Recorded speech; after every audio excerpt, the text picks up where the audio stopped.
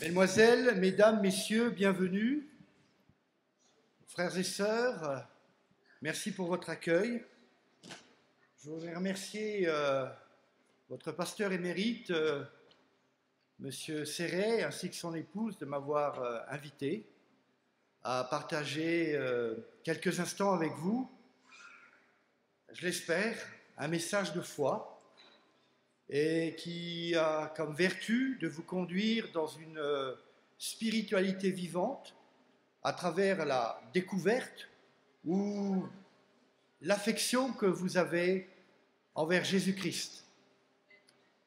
Je voudrais remercier aussi le groupe de musique qui nous a apporté des chants et des moments comme ça de contemplation, de dévotion qualitatif.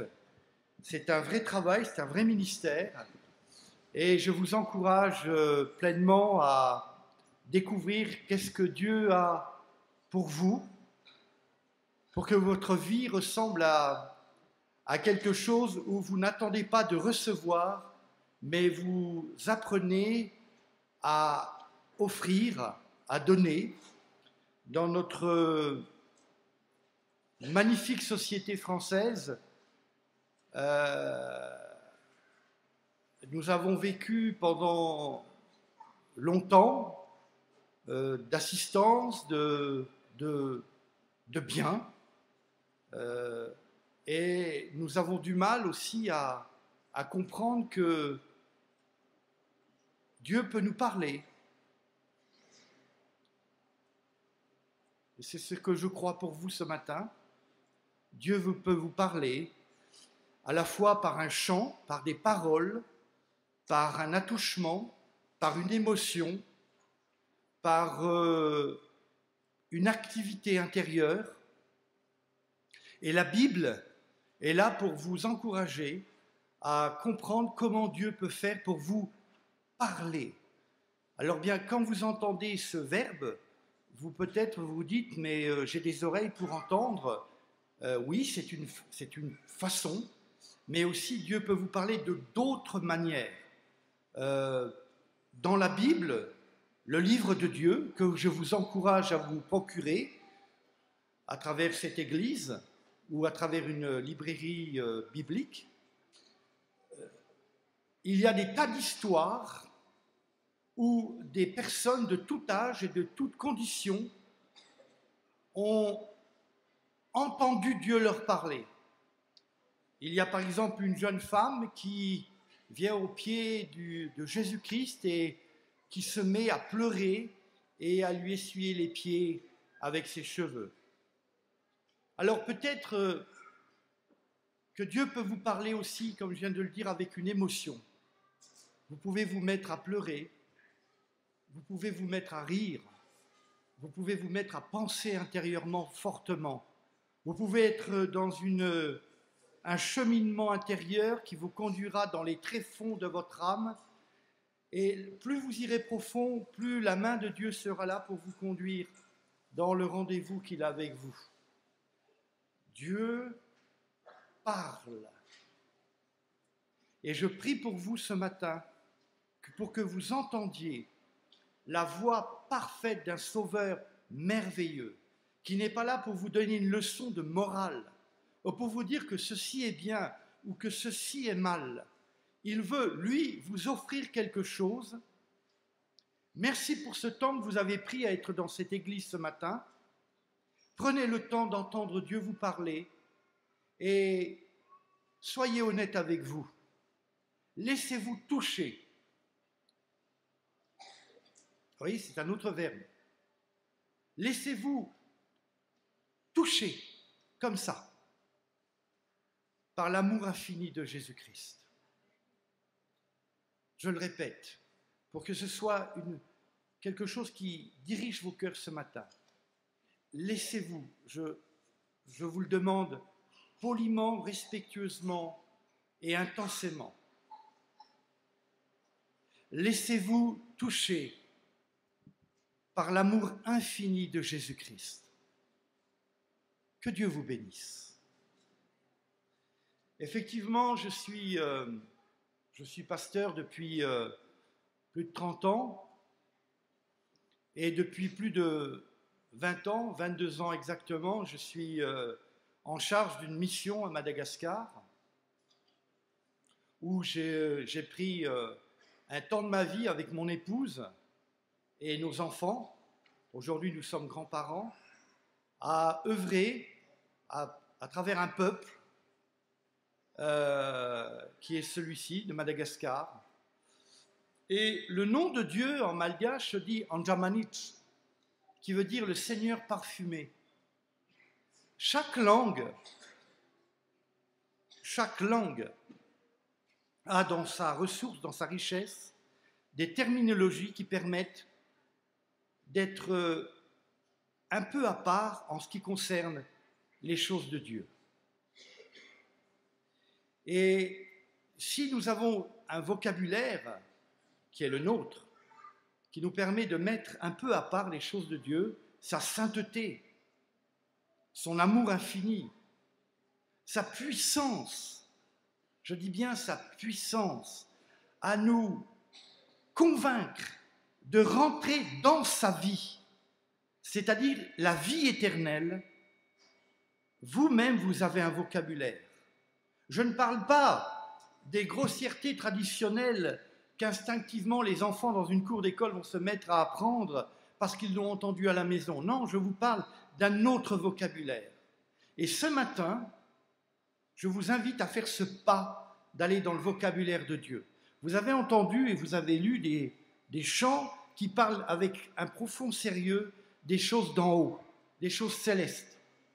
On apprend à chanter, mais on peut aussi apprendre à avoir un vocabulaire qui parle de Dieu. Je ne parle pas d'une récitation qui n'aurait pas de goût, qui n'aurait pas de sens.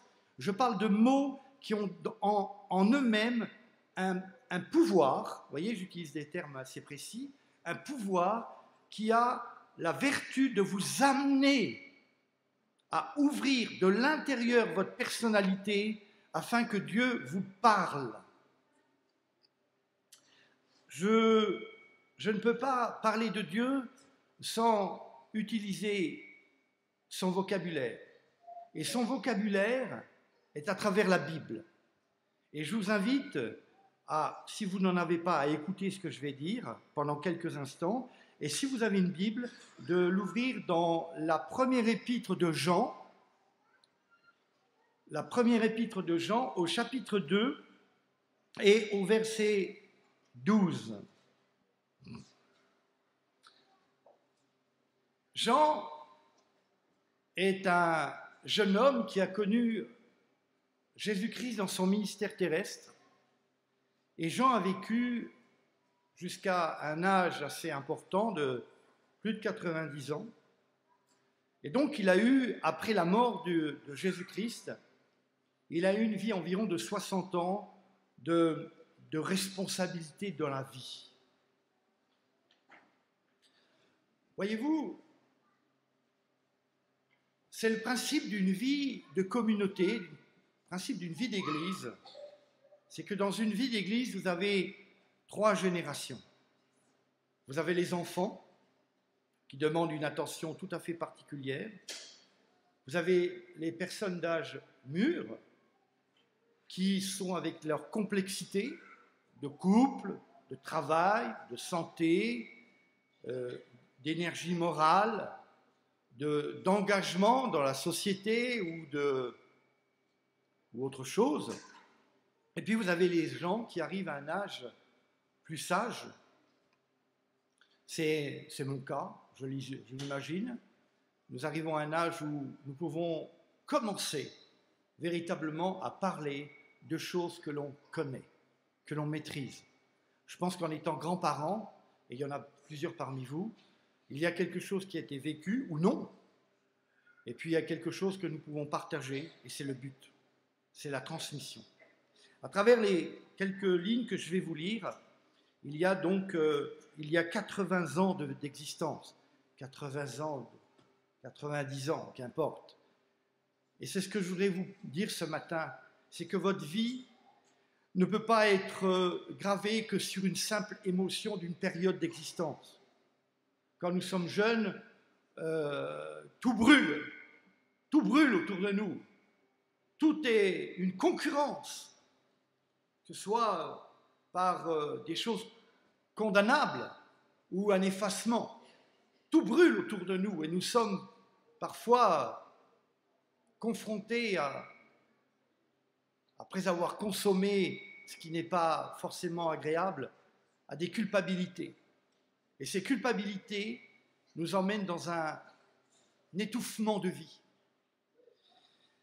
L'Évangile a comme principe de vous amener à entendre la voix de Dieu, entendre la voix de Dieu, entendre la voix du Dieu vivant.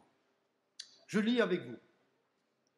Je vous écris, petits enfants, parce que vos péchés vous sont pardonnés à cause de son nom. Je vous écris, Père, parce que vous avez connu celui qui est dès le commencement. Je vous écris, jeunes gens, parce que vous avez vaincu le malin. Je vous ai écrit, petits enfants, parce que vous avez connu le Père. Je vous ai écrit, Père, parce que vous avez connu celui qui est dès le commencement. Je vous ai écrit, jeunes gens, parce que vous êtes forts et que la parole de Dieu demeure en vous et que vous avez vaincu le malin. C'est très intéressant, cette conversation un petit peu sur les générations. Une église, une communauté n'est pas composée, elle n'est pas monolithique d'un type de génération. Effectivement, Ernest l'a rappelé très brièvement, nous avons découvert l'Évangile alors que, j'imagine, je ne peux pas parler pour lui, mais mes parents n'étaient pas dans un engagement spirituel particulier. Je ne suis pas né dans un baptistère proprement dit. J'avais une période d'existence qui était, comme je viens de le dire assez pudiquement, j'avais brûlé quelques étapes privées de ma vie. Et il y a un moment donné, par une invitation, comme peut-être ce matin à laquelle vous avez répondu, une invitation à prendre un temps calme et posé dans une petite communauté, à entendre, à apprendre à entendre la voix de Dieu. Et j'étais jeune, j'avais envie de brûler de tous les côtés, et pourtant dans ce moment qui me paraissait être fort pour moi, j'étais en danger et je ne le savais pas. Je ne l'avais pas imaginé comme ça. Et dans ce danger, qui m'a rendu quelque part friable, Dieu m'a parlé. C'était un moment important pour moi, important pour celle qui allait devenir ma femme, important pour nous. Et j'ai entendu la voix de Dieu, non pas d'une manière audible, mais d'une manière intérieure. Je vous le répète, cette jeune femme qui est venue aux pieds de Jésus, elle s'est mise à pleurer. C'était des chaudes larmes, vraies, personnelles. Et c'était tellement marquant que le Seigneur Jésus a dit, vous voyez, cette histoire, partout où on prêchera l'Évangile, on parlera de ce qui s'est passé, de ce que cette jeune femme a vécu. Vous voyez, les émotions qui nous amènent à être vrais avec Jésus, ça compte pour Dieu. Votre cœur compte pour Dieu. On vous l'a peut-être cassé, on vous l'a peut-être brisé, on vous l'a peut-être souillé, on vous l'a peut-être volé, trompé, attouché impudiquement. Mais pour le Seigneur Jésus, qui est présent dans ce lieu ce matin, votre cœur, dans l'état où il est, ça compte pour lui. Et c'est ce cœur-là, dans l'état où il se trouve, qu'il veut parler. Le Seigneur Jésus veut parler à votre cœur, dans l'état où il se trouve maintenant. Alors, il s'adresse à nous en fonction de notre génération. Il parle de jeunes enfants, il parle de jeunesse, il parle de pères, il parle de jeunes gens. Et nous nous retrouvons tous comme cela. Nous sommes tous ces gens-là.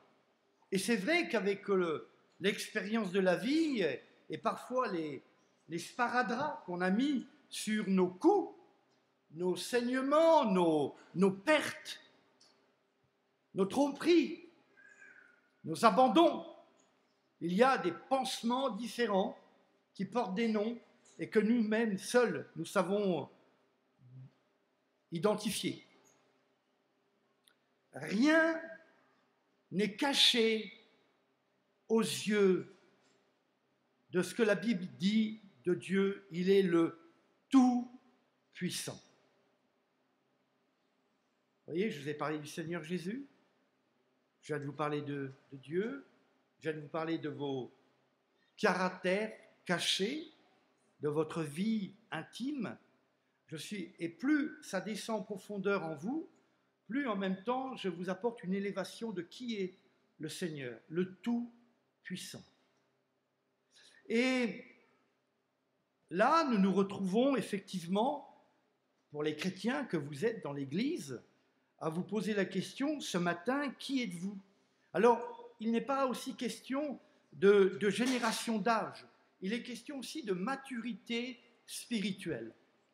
Nous sommes dans un monde de confusion. C'est un monde de confusion.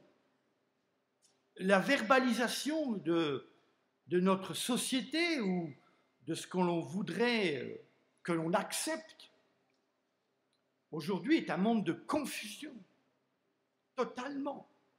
Et nous, ecclésiastiques, nous pouvons encore parler avec netteté, alors que ce soit d'une manière publique ou d'une manière plus privée. Et je vous invite, si vous désirez avoir un rendez-vous pastoral, de vous adresser au pasteur qui est en place, afin justement de parler de ce qui est confus chez vous. La confusion. Alors la confusion, elle est aussi bien du type alimentaire, de l'épreuve de percevoir le temps à venir entre une destruction massive de l'univers parce qu'une suprapollution est prête à nous dévorer, ou de l'identification propre de l'individu, de la notion de l'existence. Vous voyez, on est dans un monde de confusion. Je voudrais vous donner un petit témoignage qui m'est propre.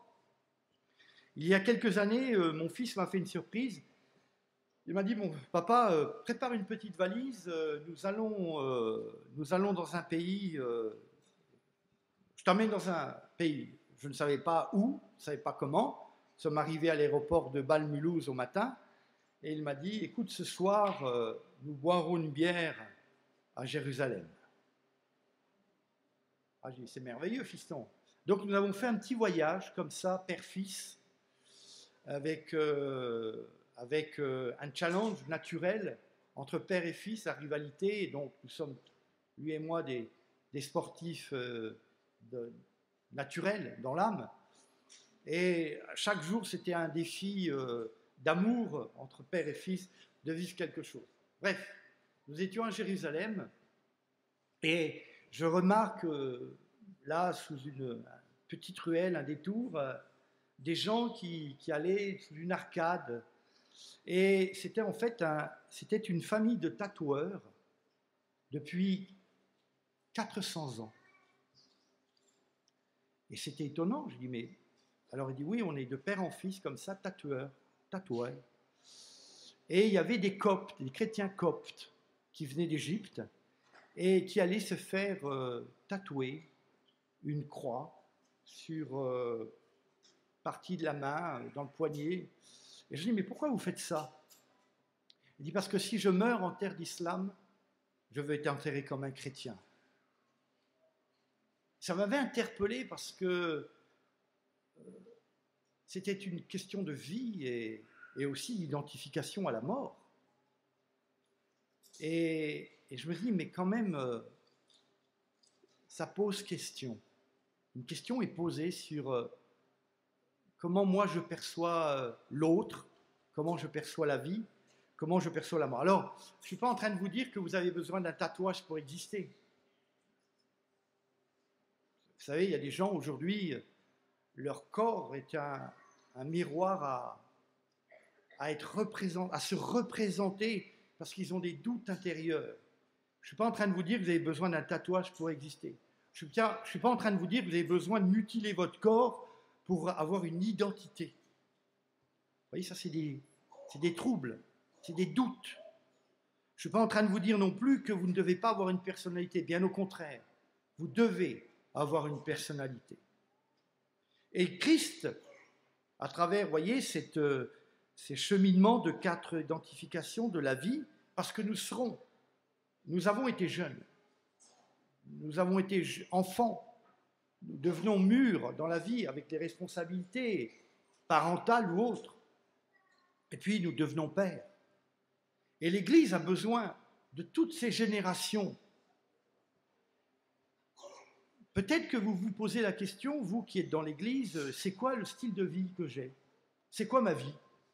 Je suis là peut-être à régler l'image, le son. Je suis là depuis quelque temps dans l'Église et je me pose des questions, mais je fais quoi? Je fais quoi? C'est une très bonne question. Que faites-vous? Quel sucre? Quel goût? À Madagascar, le piment, ça se dit sakai. Et on ne prend pas un repas sans sakai. C'est important, ça. C'est tellement important, le piment. Et si vous n'avez pas de piment en vous, de goût en vous, sachez que Dieu est un excellent cuisinier. Il va prendre des notions de votre vie, et puis celles que vous ignorez, que vous avez besoin de chercher. Cherchez dans la cuisine de Dieu les épices nécessaires pour que votre vie ait un goût. L'Église est un lieu de dévotion, soit, c'est-à-dire que vous avez un affectif envers le Christ. Vous apprenez cela, non pas parce que c'est bien de devenir chrétien, mais vous avez compris que le Dieu vivant est la vie éternelle. Waouh! Mais moi, il m'a fallu une expérience pour comprendre ça. Il m'a fallu une expérience, un attouchement de Dieu. J'ai été comme cette jeune femme.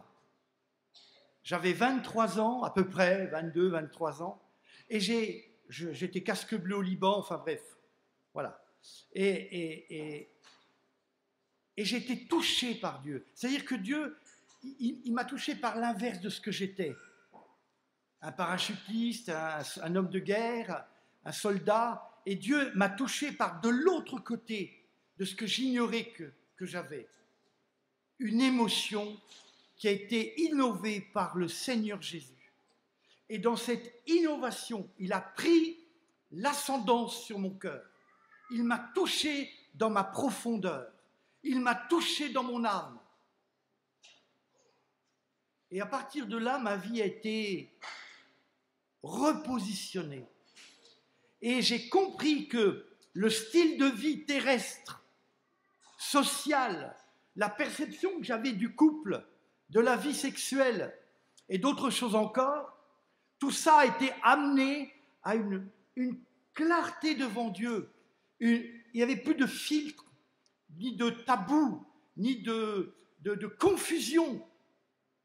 Il l'a amené avec un sérieux à ce que dans mon enfance spirituelle, dans ma jeunesse avec Dieu, dans la responsabilité de vie, et aujourd'hui d'être père, c'est-à-dire être quelque part ancien dans la notion des choses, avoir une certaine sagesse, un certain recul, une expérience de la vie. C'est toute cette notion, il a su me parler étape par étape.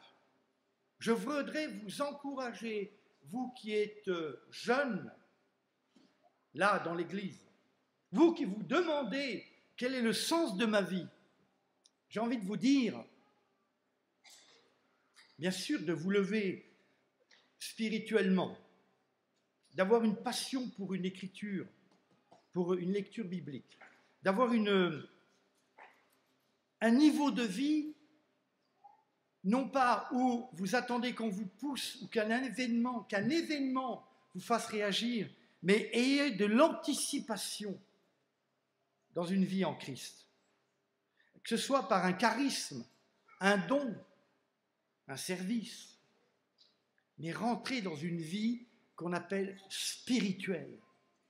Meublez-la, équipez-la, mettez de la chaleur dans votre vie spirituelle, car vous en avez besoin, votre maison en a besoin, vos voisins, votre famille proche ou éloignée en a besoin.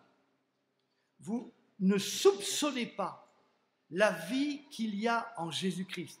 Je ne vous parle pas d'une vie de venir dans une église et de penser qu'être chrétien aujourd'hui, dans ce 21e siècle urbain, qu'est de la ville de Nancy, c'est ça une vie chrétienne. Venir dans une église, s'asseoir, entendre quelque chose. Non, ce n'est pas du tout cela. C'est de vivre dans une proximité qui a une satisfaction de vivre dans une proximité avec un Dieu vivant. Et l'Église que nous sommes, c'est un fruit consommable, appréciable, qui a une saveur, un goût. Donc notre vie, on ne peut pas avoir la même vie. Et ça, je vous dis amen. Une église n'est pas l'alignement de bancs de gens qui se ressemblent en pensée, en regard, en verbalisation, en échange. C'est un foisonnement de gens qui ont une expérience de vie. Les uns sont tristes, les autres sont joyeux, les uns sont en retrait, d'autres sont plus exubérants. C'est une vie de communauté. Et Dieu ne nous lave pas, il n'enlève pas ce que nous sommes. Que nous venions d'ici, que nous venions d'ailleurs, nous avons un goût, une personnalité que Dieu veut utiliser. Il ne rejette rien, il ne rejette personne. Justement, il va chercher au fond de notre âme la vraie identité que nous sommes. Bien sûr, il faut du temps, il faut du chronos, il faut du temps. Il faut un temps sérieux avec Dieu. C'est pourquoi l'Église propose des formations à la découverte de la Bible. Elle propose des formations à étudier certains passages. Elle propose des rendez-vous pastoraux. Elle propose des suivis parce qu'on a besoin de temps. Vous voyez, ces quelques lignes, elles vous parlent de 40, 50 ans, 60 ans de vie. Quoi que vous pensiez, quoi que vous fassiez, le temps passe inexorablement. Choisissez le bon temps. Je vous invite à prendre déjà un temps profond avec Dieu. C'est déjà un temps. Vous prenez un temps avec vous-même et vous invitez Dieu à venir en vous-même.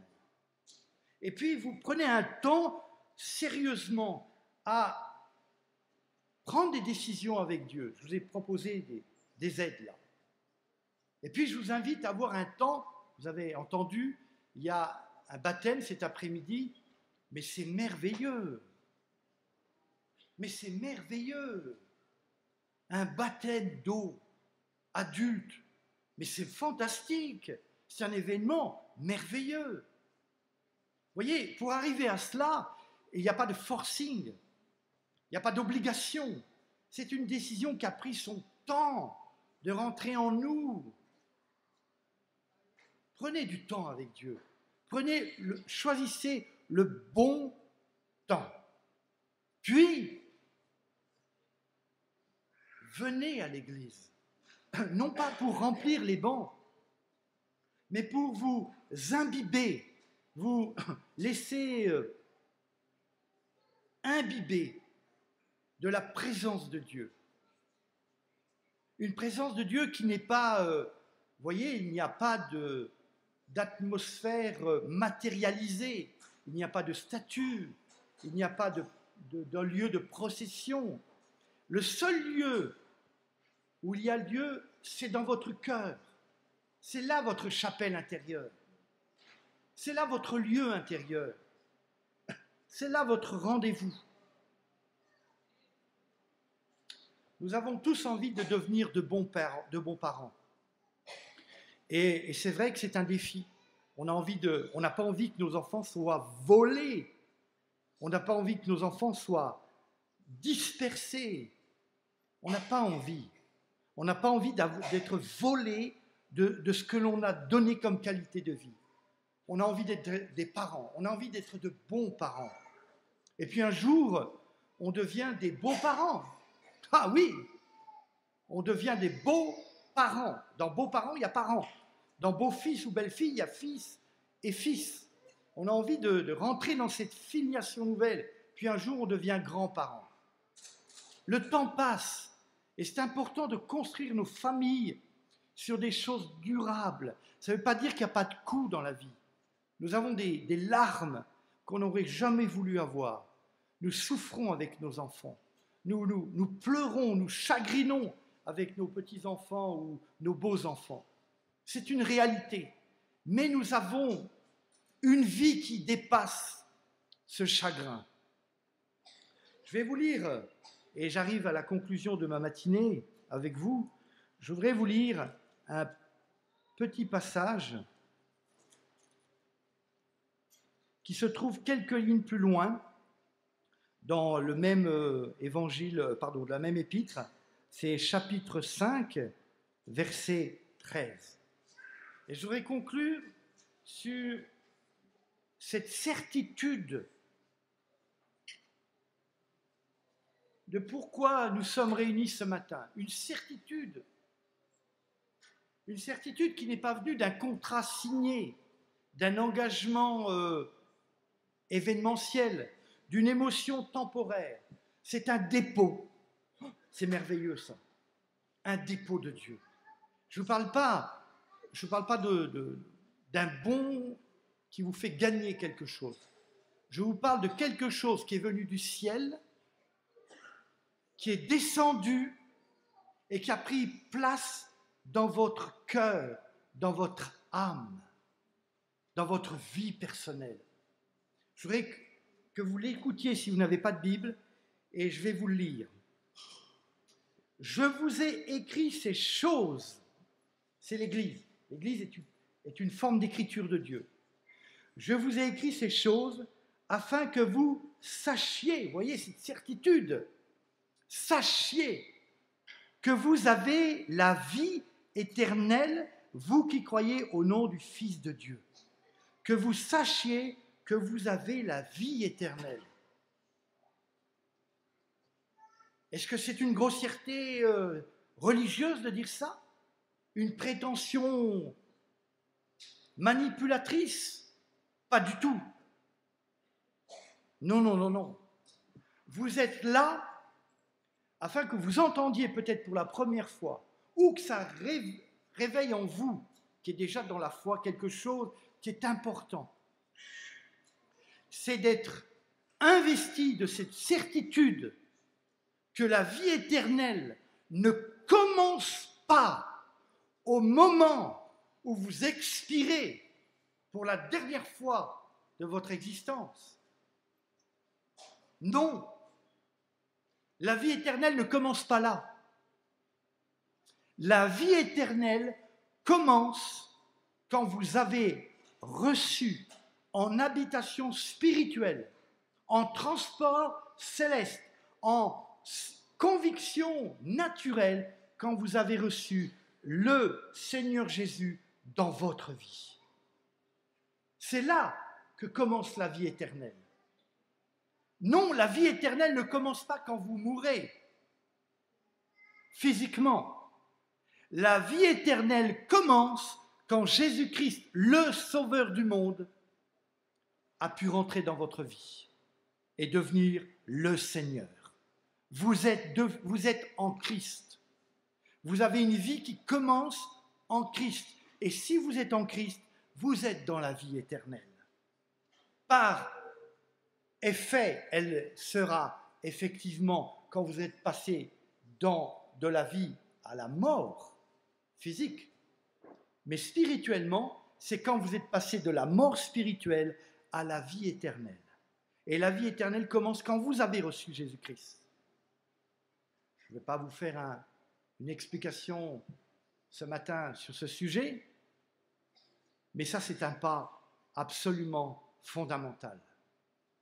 La vie éternelle, avec tout ce qu'elle apporte, c'est-à-dire vous comprenez que vous avez une destinée d'existence qui ne s'arrête pas à votre dernier souffle, mais qui vous implique à commencer à avoir une qualité, à des choix qui vont vous donner une qualité de vie ici-bas, mais en même temps, c'est le commencement d'une destinée éternelle. Dieu vous accompagne dans cette avancée, dans cette marche.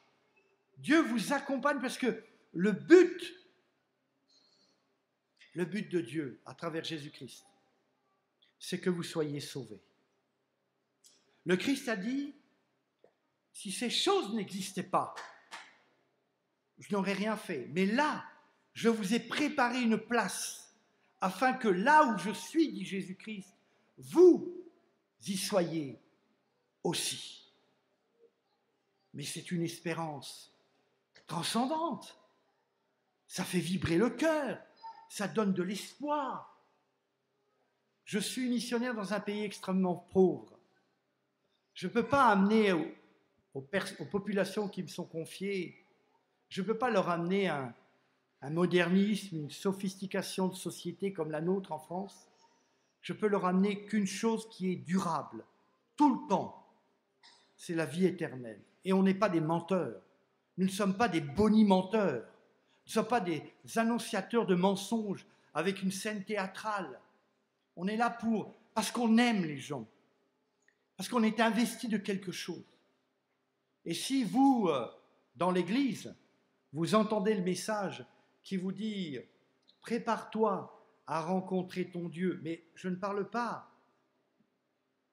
de l'éternité, je parle de la vocation. Je parle de la vocation. Prépare-toi à rencontrer ton Dieu. Et si la vocation, c'est-à-dire le désir de rentrer dans un service pour Dieu est quelque chose qui est en vous, relisez ce que je viens de vous dire dans l'épître de Jean. Rentrez dans les générations de croissance. Soyez sérieux avec Dieu. Car Dieu aime cela, qu'on soit vrai, authentique, profond. Dieu change nos vies, non pas comme un ravalement de façade. On met quelque chose pour cacher la misère derrière.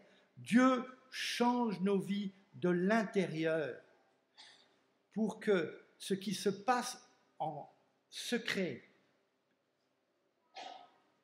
en privé, en mystère de la foi en nous, émane de nous comme un fruit, comme un don, comme quelque chose qui témoigne que Dieu est en activité en moi.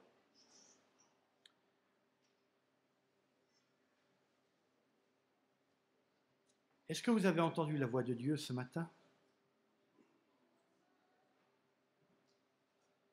Est-ce que, pour certains d'entre vous, est-ce qu'il y a un mot qui vous a interpellé, un verbe, une idée, quelque chose qui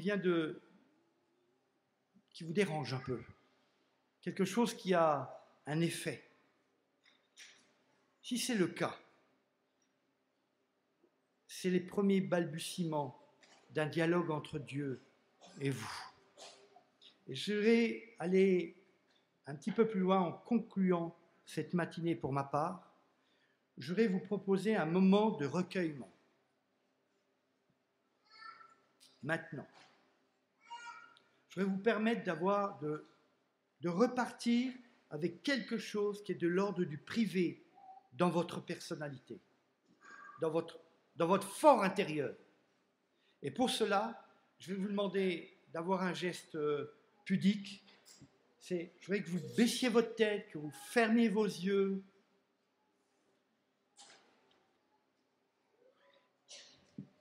Et je vous invite à... Laissez-moi vous diriger dans un instant de prière.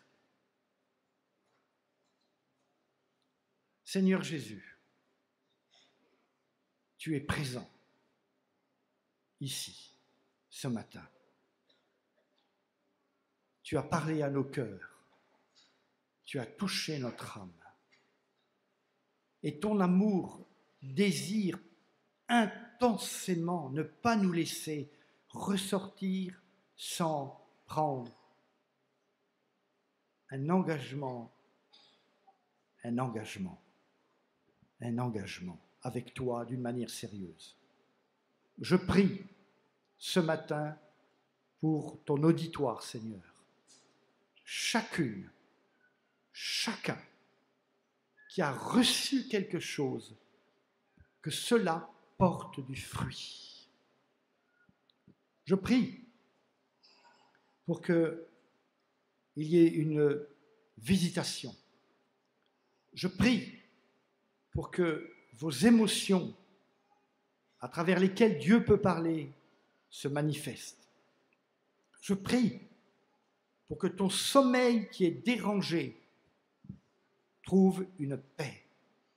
Je prie que Dieu te parle à travers un rêve. Je prie pour que Dieu te parle à travers un attouchement saint, un attouchement saint. Je prie pour que le Seigneur te donne la foi de croire que ce matin, il te visite là où tu es maintenant. Je prie parce que tu as besoin de respect, mais tu as aussi besoin de comprendre la sainteté de Dieu. Je prie pour que tu passes d'une mort spirituelle à une vie éternelle.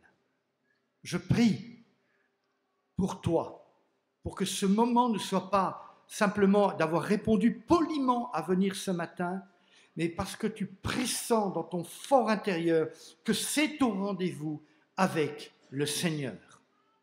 Je prie pour que la vocation qui est en toi germe et que tu sois dans un engagement sérieux. Je prie pour que ta pudeur, ta sexualité se convertisse à Jésus-Christ. Que tu sois équilibré dans ce domaine-là. Je prie pour qu'il y ait une visitation sainte de Dieu dans le peuple du Seigneur. Je prie pour qu'il y ait un moment de bénédiction maintenant. Je prie pour que ton désir, ton hésitation de ta conversion sérieusement à Jésus-Christ soit maintenant une décision profonde. Je prie pour que l'hésitation de ton baptême, tu puisses prendre de dire non, maintenant je m'engage avec le Seigneur. Je prie pour que les soucis de ta famille, de ton angoisse, tu puisses maintenant les verbaliser au Seigneur. De dire ça, Jésus, je ne te connais pas, mais cela, je te l'amène maintenant comme cette femme qui a été modeste à pleurer aux pieds de Jésus-Christ. C'était une relation profonde et personnelle. Je prie pour que tes émotions, qui ont été peut-être touchées d'une manière malsaine, soient touchées par ce qui est saint de Dieu. Je prie pour que tu puisses grandir dans le Seigneur Jésus d'une manière sérieuse, profonde et spirituelle.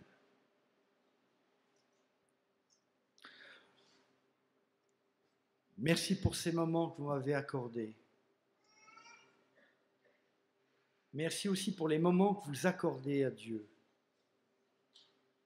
Ne partez pas en vous levant spontanément comme une fuite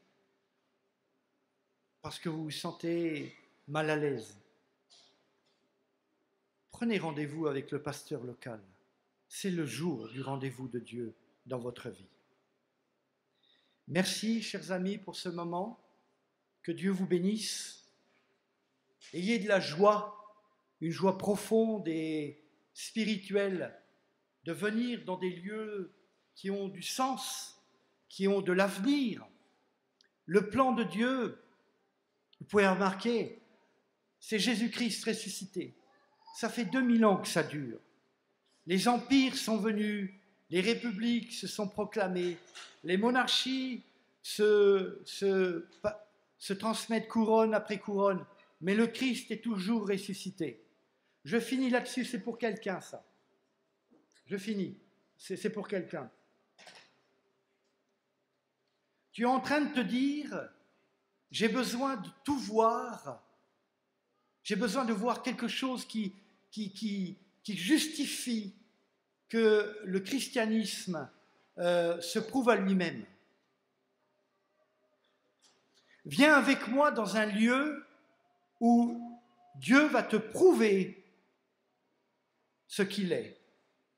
Rentre avec moi dans le tombeau et regarde. Il n'y a rien dans le tombeau de Jésus-Christ. C'est la preuve de la résurrection. Il n'y a rien. Tout est rien parce que Christ est ressuscité. Dieu vous bénisse. Merci beaucoup.